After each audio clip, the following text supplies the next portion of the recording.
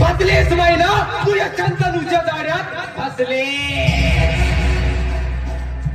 हा शंतनू नाही तर शंतन उर्फ शाका.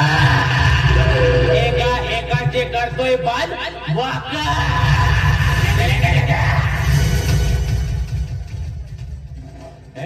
महिना या शंतनूचं एकच काम, तुझ्यासारख्या नवीन तरुण मुलींना प्रेमाच्या जाळ्यात फसवायचं, तिला अटकवायचं, तिला हस्तगत करायचं आणि तिला बेदखल करून सोडून द्यायचं.